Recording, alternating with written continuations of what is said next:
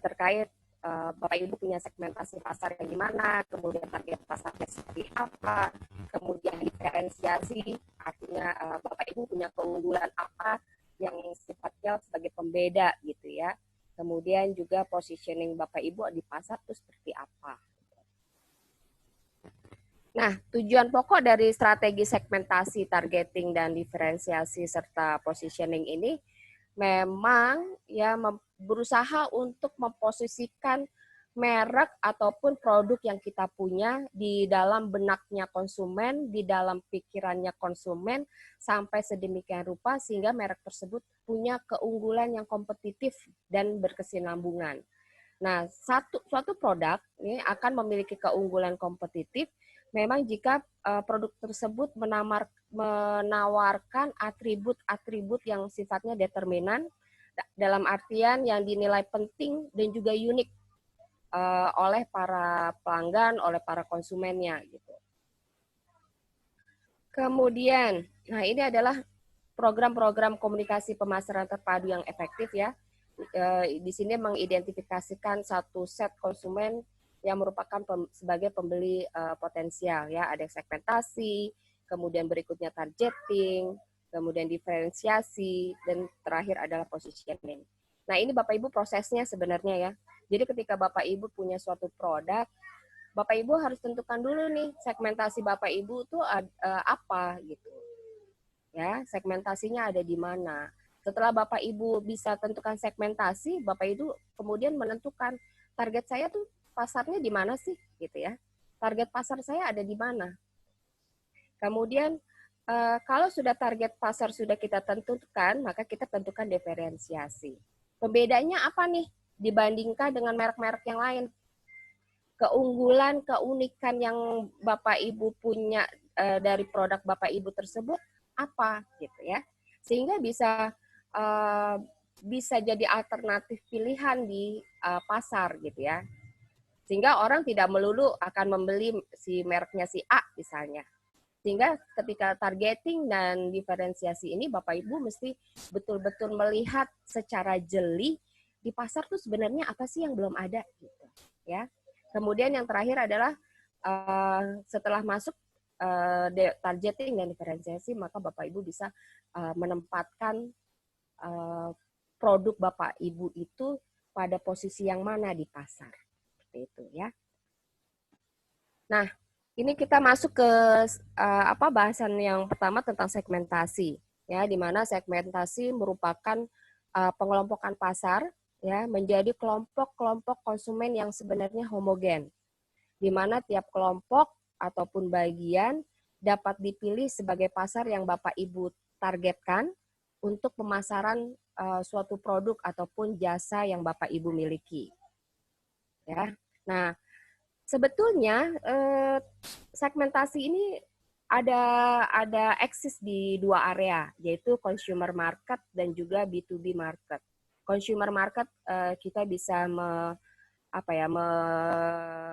menggambarkan gitu ya, menggambarkan sebagai business to consumer, business to customer ya.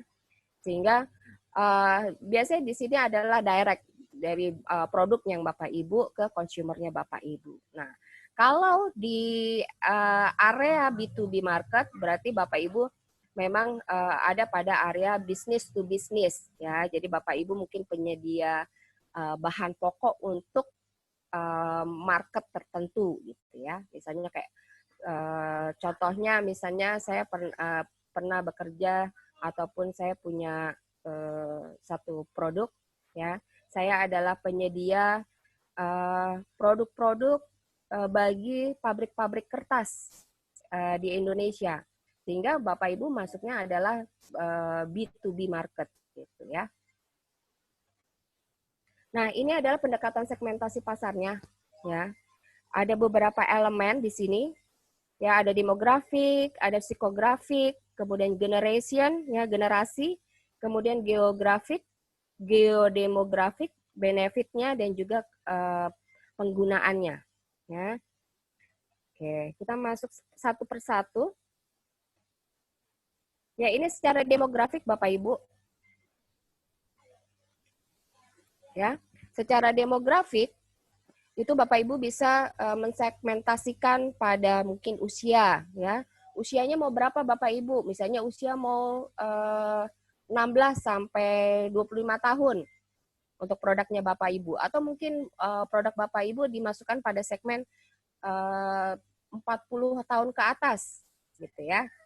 Nah, kalau di gender segmentasinya Bapak Ibu mau menspesifikkan ke mana gitu gendernya. Apakah mau untuk laki-laki saja atau untuk perempuan saja atau mungkin keduanya gitu. Kemudian mungkin dari sisi pendidikan, oh ini untuk kayak misalnya buku-buku, misalnya Bapak Ibu penyalur buku-buku. Nah, buku-buku ini buku-buku untuk pendidikan usia berapa misalnya? Apakah untuk pendidikan SD, SMP, SMA, atau buku-buku yang kuliah seperti itu. Jadi pendidikan ini bisa kita masukkan dalam segmentasi kita. Kemudian Bapak Ibu mau menspesifikkan di penghasilan yang berapa gitu ya. Karena ada beberapa produk gini. Ketika Bapak Ibu mensegmentasikan bahwa produk Bapak Ibu adalah menengah ke atas. Artinya kalau Bapak Ibu menengah ke atas berarti kan dengan penghasilan minimal gitu ya, minimal di 5 juta ke atas ya untuk saat-saat ini ya. Gitu. Nah, Bapak Ibu harus menentukan itu bahwa di dalam menspesifikan untuk segmentasinya, Bapak Ibu harus menentukan ini produk saya untuk penghasilan yang berapa ya. Jangan sampai ketika Bapak Ibu menentukan segmentasi penghasilan ini, misalnya gini, Bapak Ibu untuk yang menengah ke atas tadi ya, Bapak Ibu untuk menentukan segmentasi yang menengah ke atas gitu ya. Tapi ternyata sasaran Bapak Ibu tuh untuk penghasilan yang misalnya 500 sampai 600 ribu dalam satu bulan misalnya. Kan berarti kan ada gap gitu ya Bapak Ibu.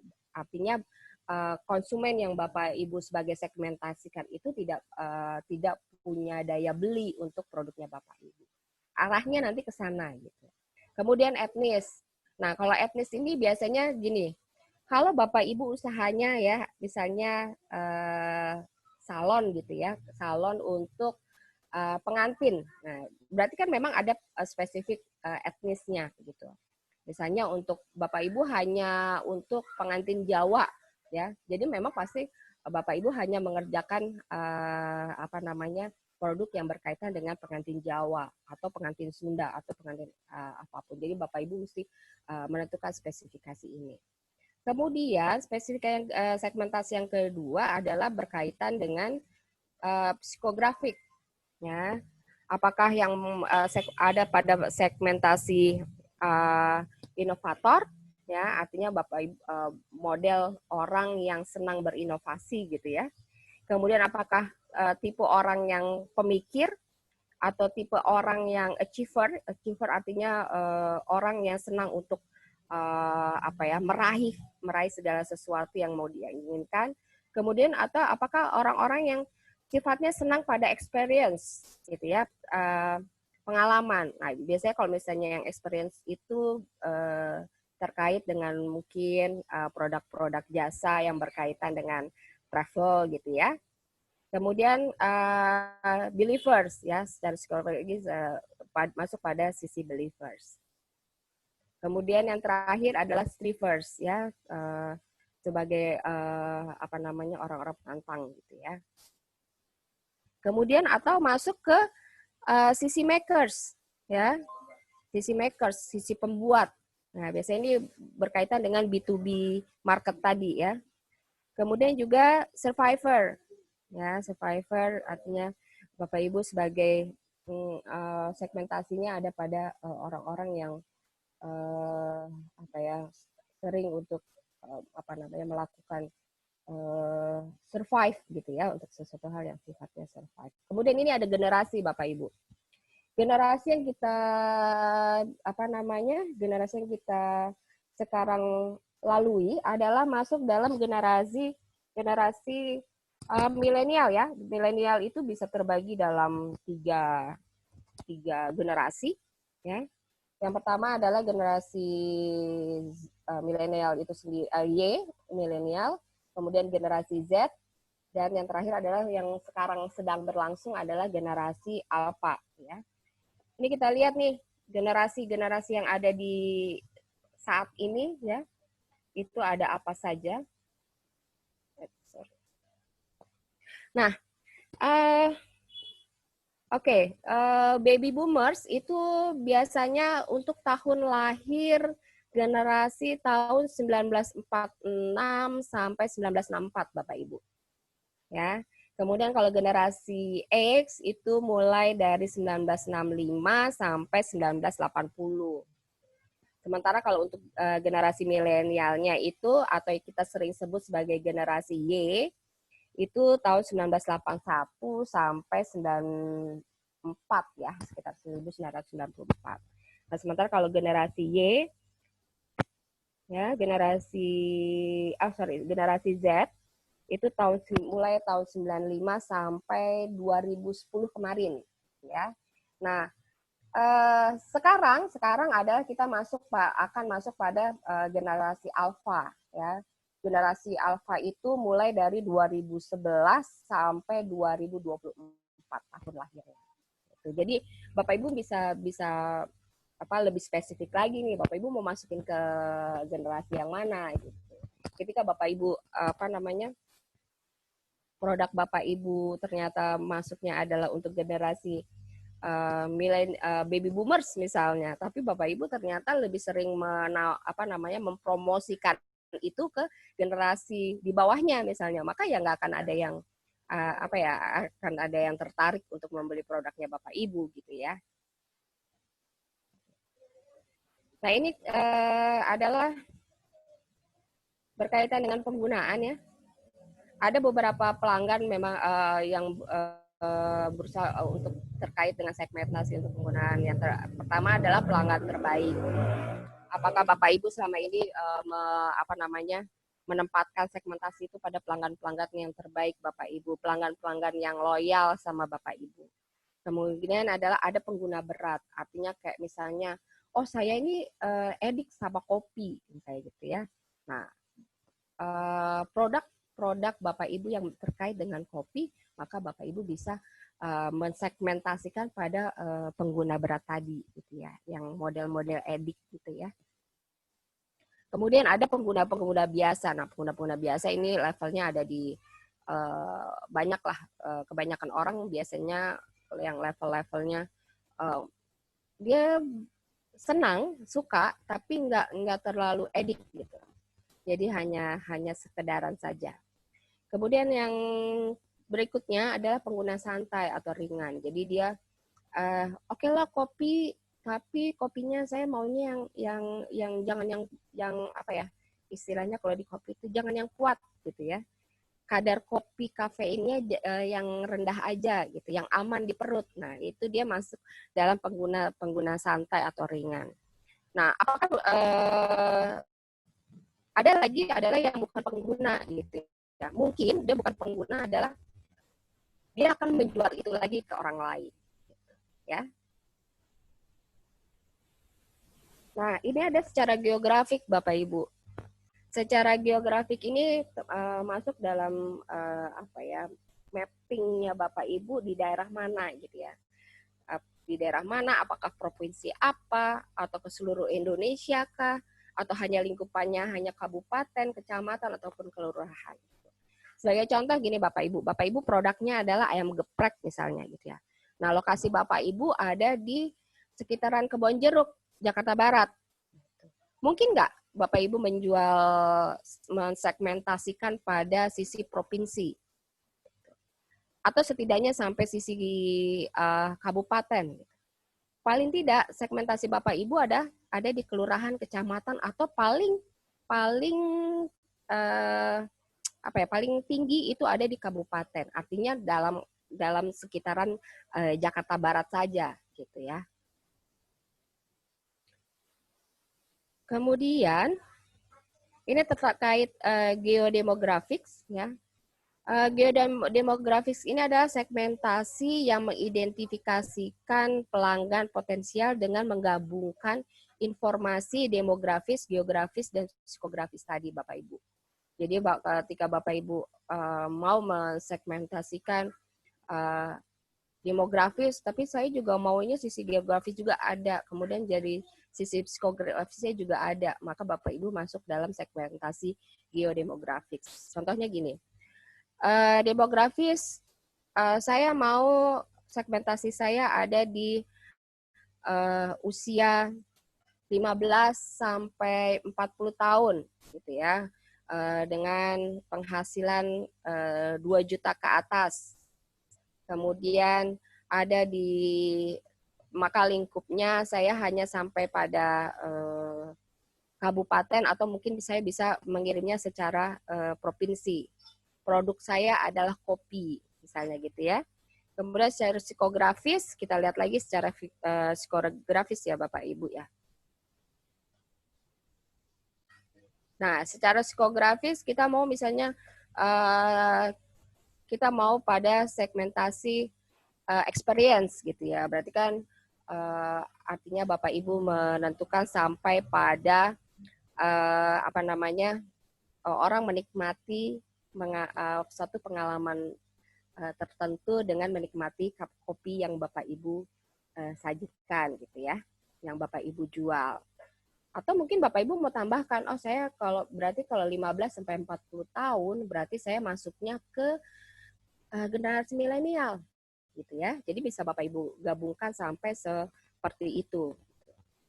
Itu masuk dalam geodemografik ya. Kemudian dari sisi benefitnya, ini adalah segmentasi di mana Bapak Ibu berfokus pada keuntungan yang diterima konsumen dari suatu produk. Misalnya contohnya adalah kalau Bapak Ibu usaha Bapak Ibu misalnya fitness gitu ya, kan pasti itu ada keuntungan-keuntungan yang diterima konsumen dari yang Bapak Ibu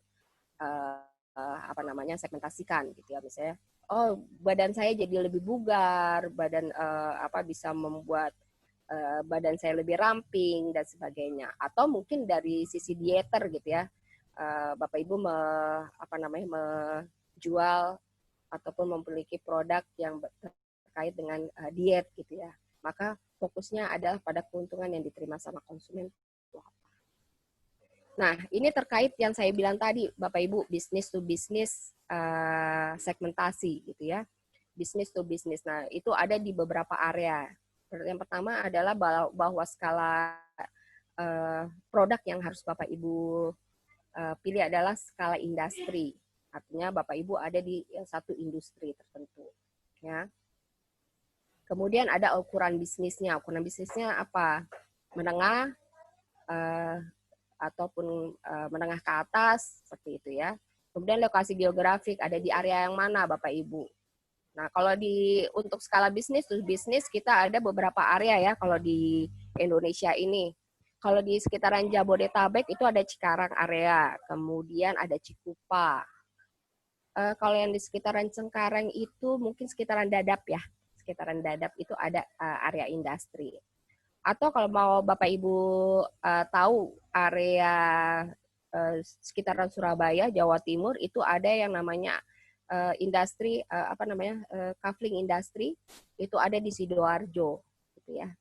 Nah, kemudian bisnis segmentasi berikutnya adalah penggunaan produk. Penggunaan produk ini untuk industri yang mana Bapak Ibu? Untuk industri yang mana gitu. Apakah untuk industri kayak saya kasih contoh adalah industri pabrik industri kertas, ataupun mungkin Bapak Ibu mau industri sekarang lagi ini adalah makanan yang cepat saji itu ya, makanan cepat saji itu. Nah, kemudian dari sisi nilai konsumennya seperti apa Bapak Ibu? Ini activity kayaknya karena waktunya cuma 30 menit ya Bapak Ibu, kayaknya kita skip aja ya. Sebenarnya saya udah menyiapkan beberapa activity yang kita bisa menggali gitu ya, bisa menggali potensi-potensi yang Bapak Ibu punya, karena kan levelnya Bapak Ibu UMKM ya, UMKM. Sehingga Bapak Ibu bisa lebih bisa menganalisa, kemudian benar nggak sih segmentasi yang saya sudah buat selama ini gitu ya. Sebenarnya mau lihat activity ini seperti itu gitu ya. dan kita bisa share sama-sama, tapi ternyata waktunya nggak cukup. Jadi ini kita skip aja ya Bapak Ibu. Nah, berikutnya adalah targeting nih Bapak Ibu. Targeting adalah suatu proses di mana kita menetapkan target pasar yang mau kita pilih. Artinya bagaimana kita memilih, kemudian menyeleksi, kemudian juga menjangkau satu atau lebih karakteristik pasar yang mau kita layanin, gitu ya. Yang tentunya akan jadi satu fokus kegiatan-kegiatan pemasaran kita nantinya gitu. Nah, proses targeting ini mencerminkan bagaimana kenyataan bahwa perusahaan yang Bapak Ibu punya itu harus mengidentifikasi pelanggan yang dapat diakses dan dilayani secara efektif dan juga efisien begitu ya. Nah, biasanya target pasar itu berkaitan dengan segmentasi pasarnya gitu. Nah, jadi segmentasi pasarnya Bapak Ibu seperti apa, maka target pasar itulah yang akan Bapak Ibu raih gitu ya. Ini juga aktivitinya kita skip. Nah, ini terkait diferensiasi. Nah, diferensiasi ini adalah membuat suatu produk yang berbeda dengan produk pesaing. Ya, artinya produk dari kompetitor kita yang lain. Gitu. Sehingga dapat dikatakan bahwa diferensiasi ini punya unsur pembeda ataupun sesuatu hal yang unik dari produknya Bapak Ibu yang Bapak Ibu miliki. Ya. Nah, untuk dimensi diferensiasi ini hanya sebagai acuan saja ya. Ada produk, Bapak Ibu masuk ke segmen produk yang mana, kemudian termasuk jasa, layanan seperti apa, personalianya seperti apa, Bapak Ibu Bapak Ibu lead masuk di mana. Kemudian bagaimana dengan saluran distribusi? Kalau sudah itu semua keempat hal itu sudah masuk gitu ya, maka Bapak Ibu akan berpikir gimana ya citra produk yang kita punya di pasaran. Apakah mereka berpikir bahwa citra produk kita ada pada level yang baik, atau mungkin terlalu banyak ininya atau terlalu banyak itunya gitu ya, sehingga membuat konsumen agak sedikit berpikir dua kali untuk membeli produk kita. Nah, tujuan dari strategi diferensiasi ini adalah sebenarnya nantinya ya Bapak Ibu nantinya adalah untuk mengembangkan positioning yang tepat sesuai dengan keinginan konsumen yang ingin kita tuju. Jadi maksudnya adalah jika pasar yang kita lihat sebagai pembeda ataupun perbedaan produk kita dibanding dengan produk pesaing kita, kompetitor kita, maka akan lebih mudah mengembangkan marketing mix yang akan kita lakukan nantinya untuk produk yang Bapak Ibu miliki. Dalam hal ini artinya bahwa diferensiasi produk yang berhasil adalah diferensiasi yang mampu mengalihkan basis persaingan dari harga ke faktor yang lain. Misalnya nih, Bapak Ibu punya harga yang sama kompetitor, tapi mungkin Bapak Ibu punya pembeda yang sangat kompetitif sehingga pada akhirnya orang lain ataupun konsumen itu akan beralih ke produknya Bapak Ibu gitu ya. Dalam artian seperti karakteristik produk, kemudian strategi distribusinya. Nah, kemudian juga terkait sama promosi. Oh, mungkin Bapak Ibu sekarang lagi promosi buy one get one. Maka ya sebagai pembedanya pasti semua orang konsumen akan lari ke produknya Bapak Ibu seperti itu. Jadi ini larinya nanti diferensiasi itu larinya nanti ke positioning gitu ya. Ini hanya sebagai contoh aja ya Bapak Ibu. Maaf kalau saya akhirnya jadi menyebutkan merek gitu ya, menyebutkan merek. Kenapa demikian? Karena biar lebih spesifik aja sih contohnya gitu. Ini adalah contoh diferensiasi di mana Yamaha itu meluncurkan motor Skutik Mio ya. Nah, Yamaha ini berusaha untuk membidik bagian pasar yang tidak terlayani oleh merek lain. Contoh merek lain kan kalau motor itu ada Honda, kemudian ada apa lagi ya selain Honda, kemudian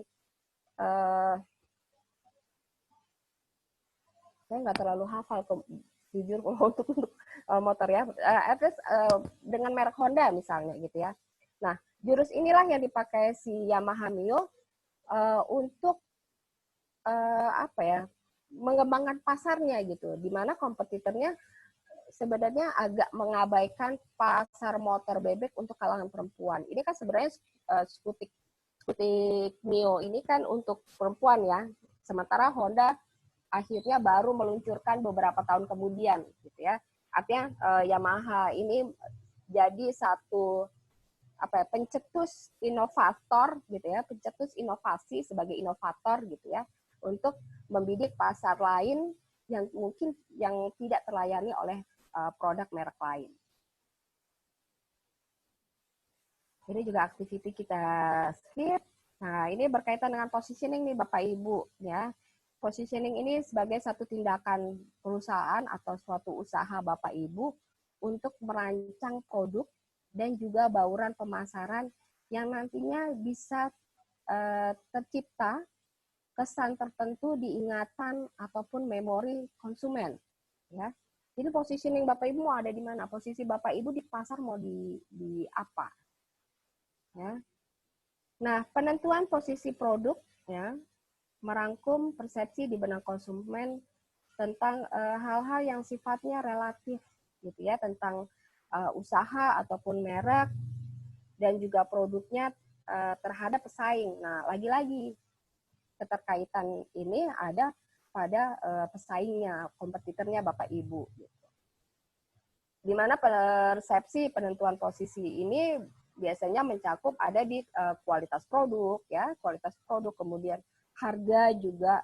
Jangan sampai misalnya Bapak Ibu berusaha untuk bersaing dengan pesaing Bapak Ibu misalnya, sama-sama ayam geprek. Yang satu menjual dengan harga 15.000 misalnya. Nah, Bapak Ibu menjualnya jauh lebih mahal atau misalnya 17.000. Kalaupun misalnya jauh lebih mahal, maka Bapak Ibu berusaha untuk tadi mendiferensiasi bahwa oh, saya dengan uang dengan harga 17.000 udah dapat kejunya loh. Jadi di ayamnya itu kita kasih lumuran keju cair misalnya seperti itu. Ya. Kemudian metode distribusinya seperti apa? Nah, balik lagi nih pengemasan ya terkait positioning ya. Ada atribut-atribut yang memang akan jadi penyerta di positioning ini. Nanti kita akan bahas ya. Kemudian gambarannya seperti apa dan faktor-faktor lainnya. Nah, ini tadi ya pendekatan positioning produk biasanya ada di atribut, kemudian kompetitor kita siapa, kemudian penggunaan dan aplikasinya seperti apa, kemudian price dan juga kualitas pasti saling berhubungan, saling terkait ya. Kemudian produk usernya seperti apa, produk kelas produknya ada di mana, kemudian juga ada cultural symbol. Ya. Nah, untuk atribut ini biasanya terkait dengan apa kita sebut ya, logonya Bapak Ibu mungkin seperti apa, kemudian terkait dengan kalau Bapak Ibu produknya adalah sifatnya makanan dan apa, kan pasti ada kemasan ya, kemasan yang Bapak Ibu punya seperti apa, didesain seperti apa kemasan, packagingnya gitu. Kalau terkait kompetitor pasti Bapak Ibu kira-kira bisa melihat nih kompetitor kita nih siapa aja gitu ya. Nggak mungkin lah di dalam satu kelas produk ataupun produk tertentu nggak ada kompetitornya kita gitu ya. Pasti ada. Misalnya kayak misalnya Bapak Ibu jual ayam geprek. Oh enggak, saya baru pertama kok bikin ayam geprek. Tapi kan produknya tetap ada bentuknya ayam gitu ya. Seperti itu. Kemudian juga hubungan dengan harga sama kualitas. Di dalam hal ini berusaha untuk bahwa harga yang Bapak Ibu berikan harus sesuai dengan kualitas yang Bapak Ibu berikan juga. Jangan sampai harganya misalnya 15.000, jangan sampai gini bilang, konsumen bilang jangan sampai bilang ini harganya nggak sesuai sama kualitasnya gitu ya. Jangan sampai pembeli Bapak Ibu jadi bilangnya seperti itu gitu ya. Jadi harus saling terkait nih gitu ya, harga sama kualitas. Jadi kalau misalnya Bapak Ibu menentukan harga sekian, berarti harus diikuti juga dengan kualitas yang sedemikian rupa gitu ya. Kemudian produk user, pengguna produknya siapa saja, masuk pada kelas produk yang mana, kemudian cultural symbol ini biasanya misalnya Bapak Ibu jual makanan. Nah, makanan apa? Oh, lontong sayur. Oh, lontong sayur itu kan banyak ya Bapak Ibu. Di Padang juga ada lontong sayur gitu ya. Betawi juga punya lontong sayur. Nah, Bapak Ibu masuk ke cultural symbol yang mana? Lontong sayur Padangkah atau lontong sayur Betawi gitu ya. Sama kayak gini. Bapak Ibu tahu Raminten yang di Jogja. Kalau mungkin Bapak Ibu pernah ke Jogja, itu ya Bapak Ibu bisa ke satu tempat makan di Jogja namanya Raminten. Itu dia punya cultural symbol yang sangat-sangat kental sekali berkaitan dengan budaya Jawa gitu ya. Dia punya banyak sekali untuk cultural symbol ini. Nah, ini adalah langkah-langkah implementasi positioning-nya ya, Bapak Ibu. Jadi pertama adalah Bapak Ibu memilih konsep positioning-nya dulu seperti apa. Ya. Kemudian setelah Bapak Ibu memilih konsep positioning, Bapak Ibu kemudian merancang dimensi ataupun fitur-fitur yang ada. Ya. Seperti yang tadi saya kemukakan ya, ini adalah bagian dari fitur-fitur tadi ya. Nah, kemudian setelah itu baru Bapak Ibu bisa mengkoordinasikan komponen-komponen bauran pemasaran. Artinya dengan konsep positioning yang misalnya Bapak Ibu ada di positioning di market kompetitor kelasnya misalnya ini tadi kayak contoh yang ada pada ingredients yang mana nih gitu ya, ada di kayak misalnya Bapak Ibu jual makanan itu kan pasti ada ingredients-nya ya, ingredients-nya seperti apa. Kemudian setelah merancang dimensi atau fitur tadi bisa kita nentuin bauran pemasarannya mau seperti apa, mau ditaruh di di menggunakan channel ataupun media yang mana, itu baru bisa kita tentukan. Maaf Bu, saya potong. Ini ada pertanyaan dari Pak Puturaka, mungkin bisa dibantu untuk gimana Pak? Ada pertanyaan di chat ya, di kolom chat mungkin bisa dibantu. Nah, waktunya juga udah habis ya. Saya sih tinggal sedikit lagi nih terkait sama contohnya aja sih. Boleh, ya. boleh. Ya nanti soal pertanyaan Pak Putu nanti kita jawab. Ini contohnya nih ya Pak untuk positioning. Ini sorry sekali lagi saya menggunakan contoh yang menyebutkan merek gitu ya. Ini adalah masuk dalam positioning minuman penambah vitalitas ya. Kita ada merek namanya Krating Deng ya. Produknya adalah liquid ya, menggunakan kemasan botol kecil. Isinya 125 ml. Itu positioningnya jelas ya. Kemudian setiap kemasan mengandung berbagai multivitamin. Ini masuk ke ingredients-nya tadi, atributnya ya. Seperti vitamin B, taurin, inositol dan sebagainya itu. Gitu. Oke, ini sudah masuk ke activity. Nah, strategi positioning sangat berpengaruh terhadap pengenalan produk. Ya, berkaitan dengan informasi, manfaat, kelebihannya dari produk lain, sehingga timbul kesan tertentu pada benak konsumen, dan konsumen juga jadi lebih mengingat produknya yang Bapak Ibu punya gitu ya. Oke, mungkin sampai sini.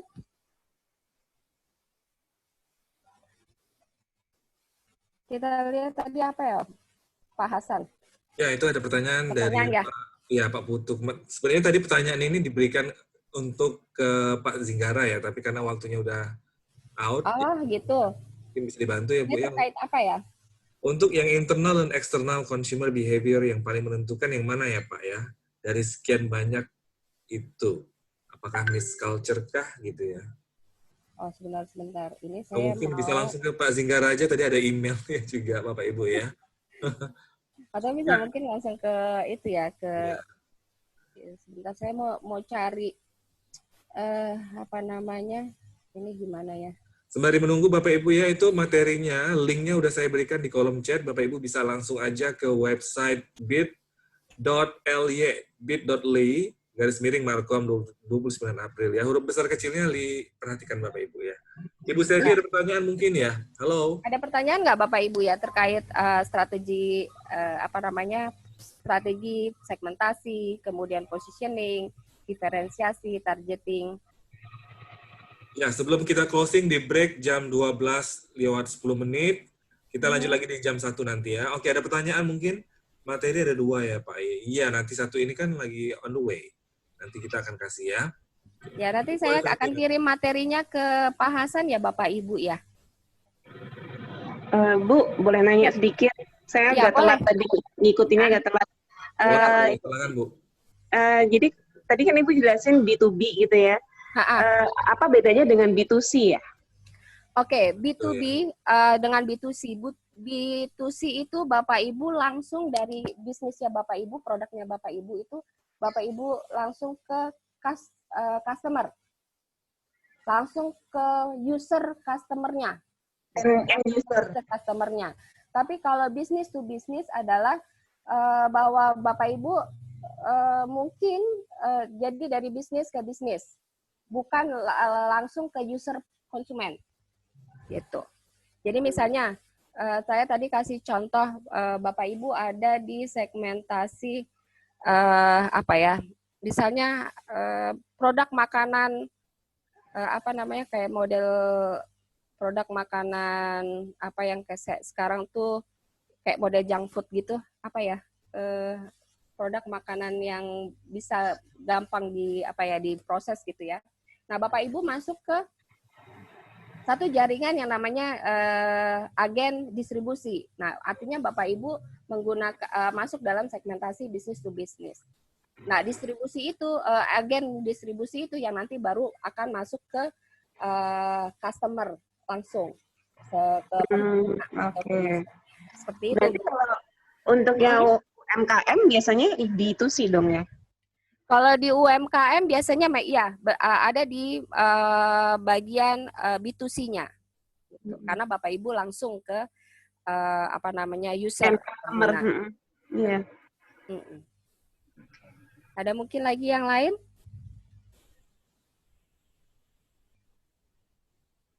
Nah, ini yang Bapak yang menggunakan Lenovo tadi mengacungkan jempol, mungkin ada pertanyaan Bapak, Ibu.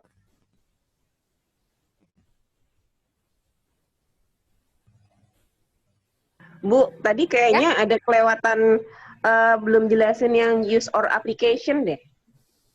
User application? Use or an application. Yang bagian terakhir tadi. Bagian terakhir, sebentar. Sebentar. Aku juga mau lihat. Ini udah kan ya? Yang di bagian pendekatan positioning produk, kan ada atribut, ada kompetitor. Nah, di bawahnya itu kan ada use or application. Bentar, Bu. Ini saya lagi. Use or application. Oke. Use atau pengguna atau aplikasi. Bapak Ibu mau masuk di pengguna aplikasi yang mana, gitu ya? Artinya gini, apakah Bapak Ibu menggunakan kayak misalnya sekarang kan orang lebih senang pada penjualan online ya Bapak Ibu, atau Bapak Ibu mau masuk ke aplikasi yang memang Bapak Ibu mau jualan langsung ke ke konsumen, artinya Bapak Ibu seperti bukan door to door tapi kayak buka kayak buka toko gitu ya, offline gitu. Nah, use and application ini sekarang even Bapak Ibu punya toko, Bapak Ibu bisa juga jual itu secara online. Artinya dalam artian Bapak Ibu mungkin bisa mengaplikasikan itu melalui kalau misalnya produk Bapak Ibu adalah makanan, bisa masuk ke kayak GoFood atau GrabFood seperti itu ya. Kemudian juga masuk ke kayak Blibli gitu ya, itu masuk ke market yang lebih besar lagi ya, bisa masuk ke Blibli, bisa masuk ke Tokopedia seperti itu. Itu use or application. Sudah itu. paham Ibu? Paham. Oke, thank you. Ya, sama-sama. Baik Bapak Ibu, ini waktunya sudah habis ya. Kita harus closing dulu. Mungkin Bu Arsyanti kasih summary-nya Bu ya untuk closing. Closingnya tadi sudah nih Pak yang di bagian terakhir nih. Oke deh kalau begitu. Jadi bahwa strategi segmentasi, positioning dan sebagainya memang akan terpengaruh pada bagaimana Bapak Ibu mengenalkan produk Bapak Ibu dan tentunya nanti masuk ke dalam bauran pemasarannya ya, itu akan terpengaruh juga sehingga akan mempengaruhi juga hasil pendapatan dari penjualan produk yang Bapak Ibu punya. Demikian sharing saya hari ini. Semoga bermanfaat untuk Bapak Ibu. Terima kasih. Demikian Pak Hasan. Terima kasih, Bu Arsyanti. Baik, terima kasih Bu ya. Oke, Bapak Ibu ya. Materinya sudah saya upload di link yang saya berikan di chat. Nanti untuk materi Bu Arsyanti akan saya upload juga ya. Jadi mungkin di sore hari lah mungkin semuanya udah 4 materi seperti ya. Oke. Baik Bu. Oke, nanti saya kirim Pak Hasan ya materinya ya. Bu ya. Oke. Ya. Oke, terima kasih Bapak Ibu. Terima Selamat menjalankan kasih. ibadah puasa yang bagi yang berpuasa ya. Thank you. Oke. Baik Bapak Ibu ya, Thank you, kita Pak ketemu Hasan. lagi di jam 1 dengan Pak Aloy nanti ya. Jam 1 kita akan discuss lagi terkait dengan ilmu komunikasi yang berhubungan dengan marketing communication ya. Baik Bapak Ibu, untuk materinya udah saya upload, tinggal lihat aja di kolom chat nanti. Terus kemudian nanti jam 1 join lagi Bapak Ibu ya, ditunggu. Untuk sementara ini saya closing dulu room-nya. Tidak saya closing sebenarnya secara full, tapi dibiarkan aja ya Bapak Ibu ya. Barangkali ada pertanyaan atau mungkin mau lihat link chat tadi, seperti itu. Terima kasih, saya undur diri dulu, jam 1 kita ketemu lagi Bapak Ibu. Terima kasih.